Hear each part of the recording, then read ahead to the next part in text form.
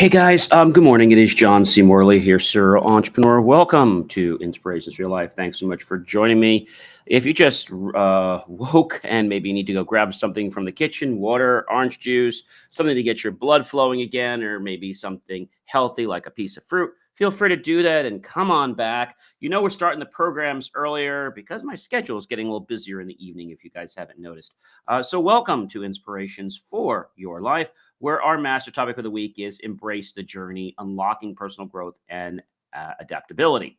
We're in series 4, by the way, and to let you know what the granular topic is, well, I'll let you know that it's uniting cultures and ideas, the power of connection and understanding. We're on series 4, show 5, episode number 6. Welcome once again, everyone, to another enriching episode of the Inspirations for Your Life podcast with me, your host, John C. Morley, also a podcast coach. Today, we're diving into the incredible, powerful world of bridging gaps between cultures and ideas, something many people get in trouble with because they don't quite understand it. In a world that's more connected than ever before, understanding different perspectives and fostering inclusivity can unlock endless opportunities for personal and professional growth. From breaking down stereotypes to enhancing global collaboration, embracing diversity fuels, of course, innovation, strengthening relationships, and to help us grow as individuals and as a society. So get ready, everyone, to explore the open-mindedness and cultural exchange and share experiences so we can create more united, powerful, and understanding sets of people in our wonderful world. So let's just dive right in, all right? So the first point is this: encourage the importance in our world. I think that is probably one of the most important things is to encourage the importance. I think that's something that a lot of people maybe don't get, but I think it's something that we have to really embrace. The key to embracing diversities is the open mind. So when we approach different cultures, perspectives, and beliefs with, let's say, an accepting mindset, we open the door to new ideas, deeper understanding, and a stronger relationship. So it allows us to see beyond our own experiences and appreciate the richness of human diversity. Now, I know that sounds like a mouthful, everyone, but if you just choose to embrace that, your world will be so much, how can I say, your world will be so much lighter. Not that it isn't light already, but I think sometimes people just get too drawn in and then they don't even know how they got there, where to start, where to end. I'm sure you know what I mean. All right, number 2, foster meaningful cross-cultural connections. Wow, John, that's a big mouthful. Genuine connections are built from people from different backgrounds. They come together with respect and curiosity. Cultural exchange allows us to form relationships that transcend borders, helping to create a global community that values cooperation and shared learning. These connections strengthen business partnerships, friendships, and social harmony. Number 3, promote understanding through shared experiences. Experiencing other cultures firsthand, whether through travel, conversations, or collaborations, helps break down barriers and dispel misconceptions. Sharing traditions, values, and life experiences fosters mutual respect and appreciation, allowing people to see the world through a broader lens. And I think that's something that a lot of people don't realize is that um, our world is a perception. Okay. What we're seeing is a perception. It might not necessarily be what it is, it's how we're making it out to be. All right. So that's very, very important. Number 4, enhancing communication between a diverse set of groups. Effective communication is crucial in bridging cultural gaps. Learning how to navigate language differences, social norms, and communication styles ensures that ideas are conveyed clearly and respectfully. Strong intellectual communication skills help prevent misunderstandings and strengthen connections in both personal and, of course, professional settings. Number 5, reduce stereotypes and cultural misunderstandings. Stereotypes create division, while education and exposure foster unity. When we engage with people from different backgrounds, we challenge our own biases and replace misconceptions with real human experiences. The more that we learn about one another, I think this is really important, the less room there is for misunderstanding and judgment. So, These are key things, and we're going to go through stories on every one of these, I promise. All right. So, number six, strengthening collaborations in global and diverse environments.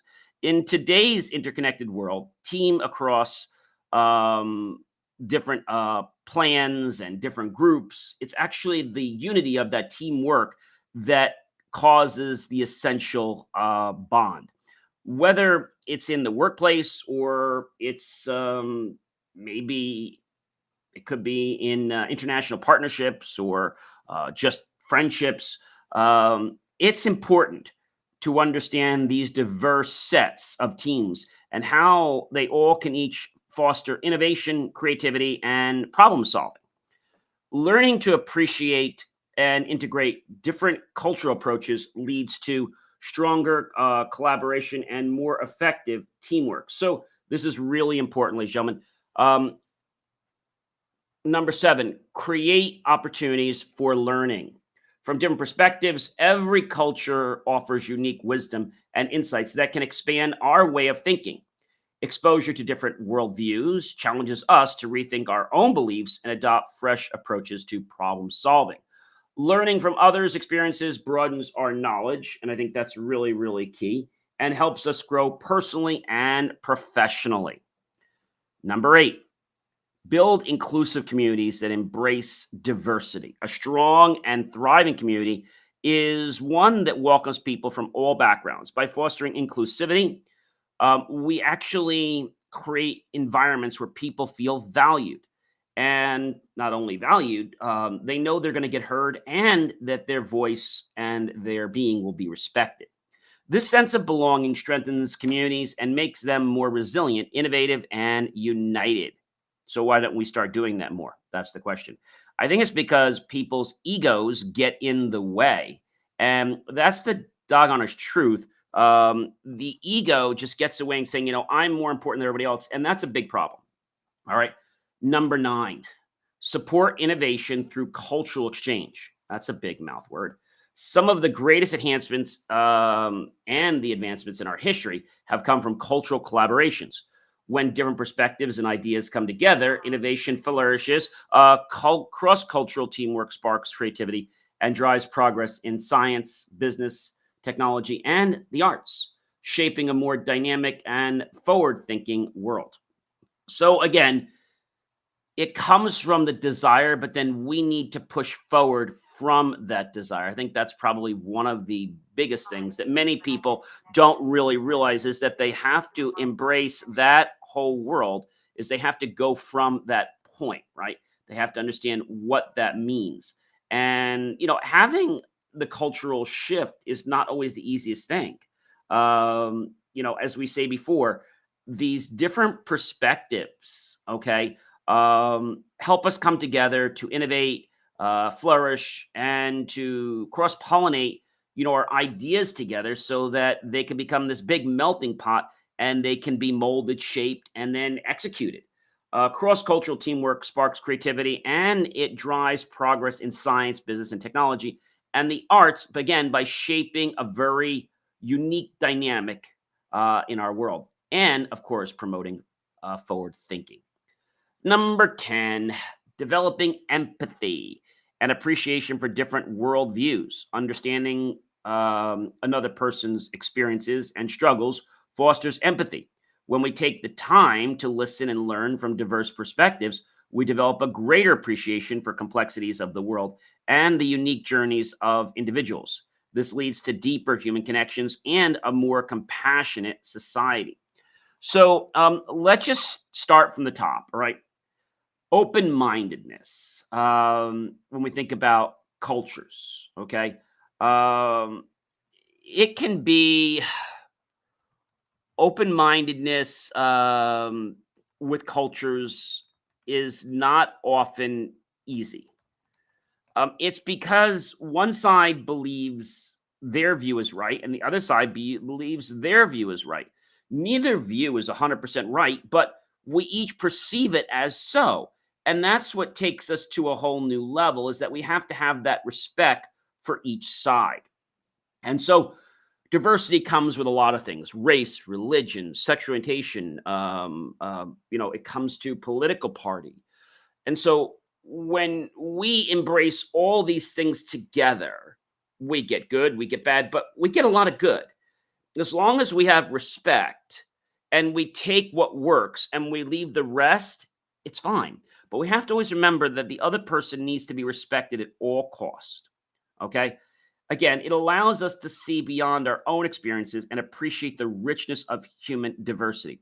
When you think about colleges all embrace the concept of diversity, right? The reason they do it is because sometimes they're government funded, also because they're trying to use it as a marketing umbrella, right? That's why they do it. Of course, they want to do what's best, right? We all know that. But I think it comes down to, is this something that people want or is it something that they don't want? And I think that becomes a challenge for, a lot of people because they don't often know like why something is a certain way. And that might sound like something that again is confusing, but the truth of the matter is it's the truth.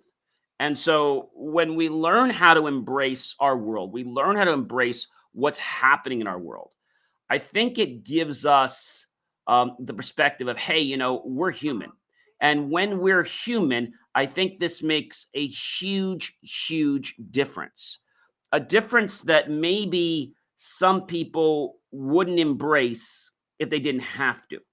So, being on a team that's international is going to force you to dig a little deeper inside yourself. All right. And so these are things that I think a lot of people don't understand, what this really means. But the truth of the matter is it's important to understand. I mean, it's very, very important to understand this because when you understand this, your world like changes. Let me say this again. Your world changes. And so if your world changes, then that means that you have a very, very big, let's say, perspective. Okay. A perspective that maybe can reach you to new heights. One that was maybe not possible because of a belief that you had. That's right. A belief that you had, that belief that may be something that is so amazing that maybe is transcending you to take an entirely different pathway. All right. Now, again, these are things that don't come up just at the dinner table, right? These are things that take time to work through. Number two, we talked about fostering meaningful cultural connections. So, when we say what is a cultural connection? If I had to ask you that in like a nutshell, what is a meaningful cultural connection? Um, Learning about customs, values. So let's take a look at something right now. So the custom of shaking hands is welcomed. Let's say in what cultures? Because some cultures don't welcome that. The international nuance of shaking hands, right? Some cultures they are really against it. Okay, so for example when meeting associates in the US, a firm handshake is the preferred way of acknowledging, a polite greeting. China, while the Western handshake is accepted, is typically performed with a lighter grip and less of a like a grab. Okay, in the U.S., if you do that, it's defined as not a very professional handshake, one that's very weak and one that probably has a character like that. So when shaking hands, refrain from staring into someone's eyes as it can be perceived as a sign of disrespect.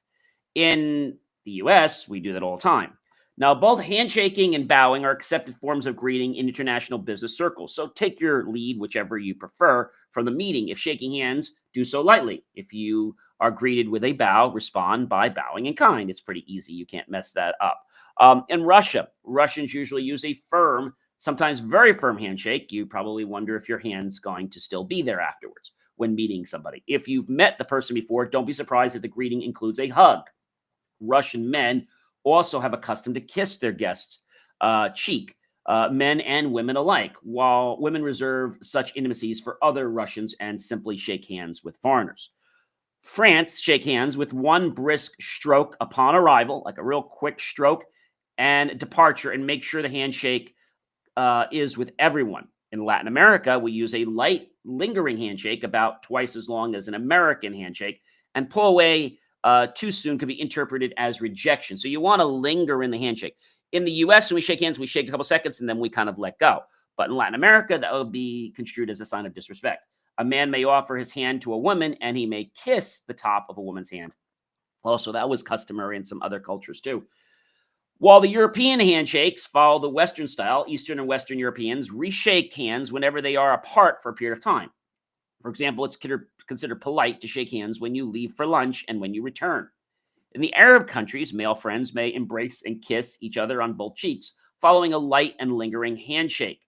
They also stand very close to one another when talking. If you're a non Arab woman traveling to an Arab country, let the man offer his hand first because some men do not shake hands with women.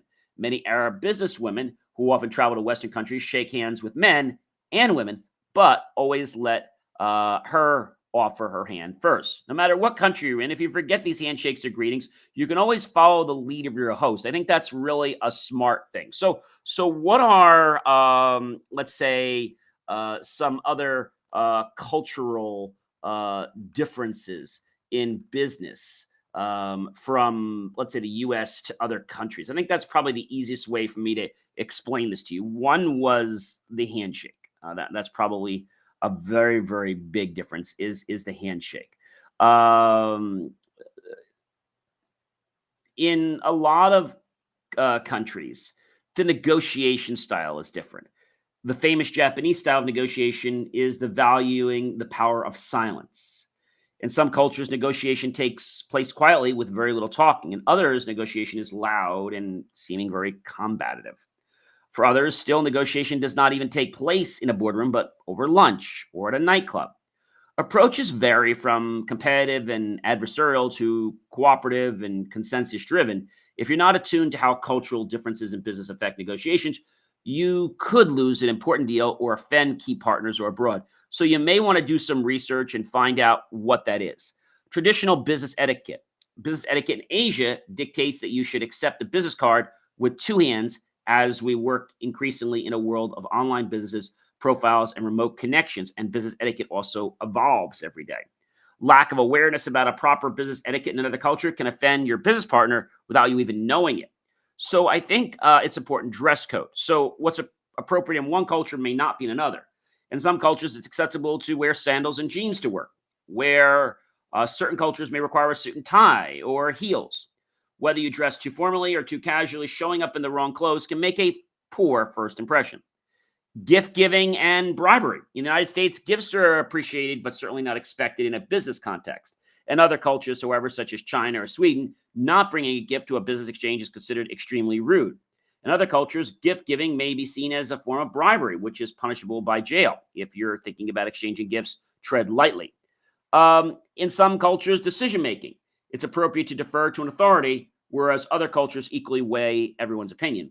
But be aware of cultural context when you're working in before jumping in or holding back.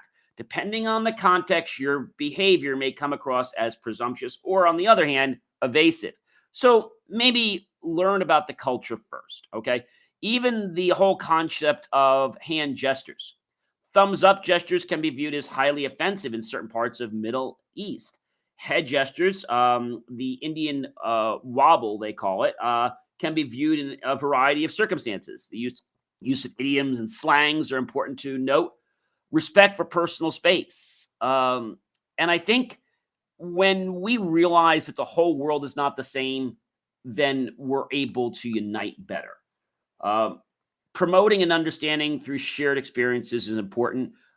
When you reach someone, you can say, hey, I'll be very honest with you. I don't know the cultures here. I don't want to offend you. I don't know if it's proper to shake your hand, not proper. I don't know. So if I do anything that is out of context, please forgive me. As again, I don't know the culture norms. I've never been to China before, never been to Japan before. So please accept my apology up front. I have nothing but the utmost respect for you, and I never want to do anything to disrespect you intentionally or non-intentionally. So if I do something wrong, just let me know and I'll be happy to correct that. And I appreciate you giving me that leeway. So promoting an understanding is important. Collaborations are important. Knowing the type of meeting you have is important.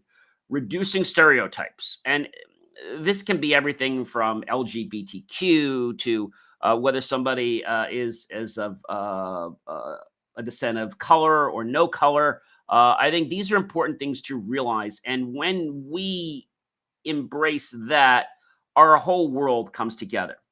We strengthen collaborations in global world, and the way we strengthen them is by uniting with the people we are around. Some people in some cultures want to take you out to dinner. They want to take you out to golf.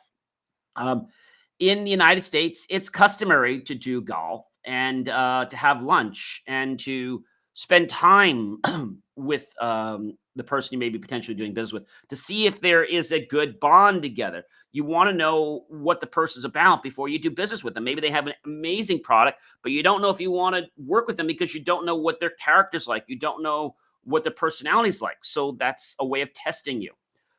Building inclusive communities that embrace diversity. Now, I can't stress this enough. The sense of belonging strengthens communities and makes them more resilient, innovative, and of course, ladies and gentlemen, united. So, support is very key. And innovating through cultural exchanges, like I explained before, is not something that you may want to do. It's something you're going to have to do. So, you can even do things like Google to find out, like, is this something accepted in this culture? But you can also just come around and say, hey, I'm new, and especially if it's somebody like a friend of yours and you don't know what the cultures are when you visit that country. You say, hey, can you lead me here? Like, I don't know. And they'll be like, okay, sure. And I think that's an important thing for a lot of people to be aware of. And I don't know what goes on, but a lot of times people don't realize what's happening. And I think the most important thing when we think about cultures and we think about people is everyone in our world is not a number. Everyone in our world is a person. They have feelings. They have, desires, aspirations. There is the whole concept of, it's just business, but I think there's a way of properly doing that. If something doesn't go to your like, you say, hey, I don't mean to disagree with you. It's nothing personal. It's just business. It's not profitable. And there's nothing wrong with that. I think the more transparent you can be, I think the more somebody will respect you. And I think that's something that a lot of people feel that they have to be evasive. Why? I don't know. They just think they have to be because maybe they're letting out a secret. But letting someone know why you don't want to work with them, I think that is a very respectful thing as long as it's a reason that's not about a bias like a skin color or an orientation or something like that. Saying, hey, we can't work with you because your factory is not ISO 9000, 9001 certified, right? And for those of you who don't know, what is ISO 9001 certified mean? So there's a whole blank to this, but in a nutshell, it's a way. It's a way of operating your plant, and there's a lot in it. But the short of the matter is, there's a lot of training. There's a lot of things that you have to do to embrace being an ISO 9001. When you are, larger companies will want to do business with you because now they know that you understand things like customer focus, understanding the meeting customer needs and striving to exceed their expectations. Leadership, establishing a clear vision and direction for the organization, engaging the people, the process approach, the improvement, the continuing process of QMS and quality management systems, organizational performance, evidence-based decision-making, relationship management.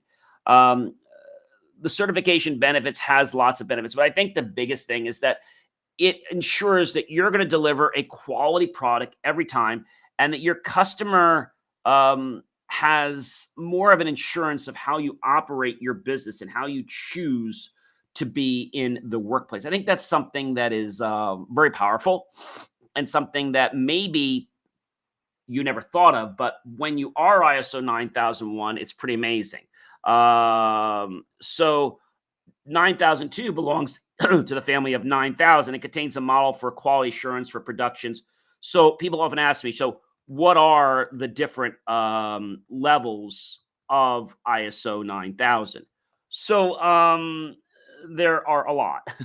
So there's the 9000, 9001, there's the 9004, there's the ISO 19011. So ISO 9000 defines fundamentals and vocabulary of a QMS, providing the foundations for other ISO 9000 standards. ISO 9001 outlines the requirements for QMS, the most comprehensive standard in the ISO 9000 series, and companies must meet specific requirements to achieve ISO 9001 compliance.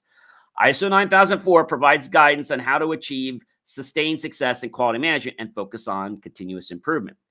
ISO 19011 provides guidance for auditing management systems. So companies do this because they want to do business with larger companies and they want them to know that they are on track, that they are doing the right thing.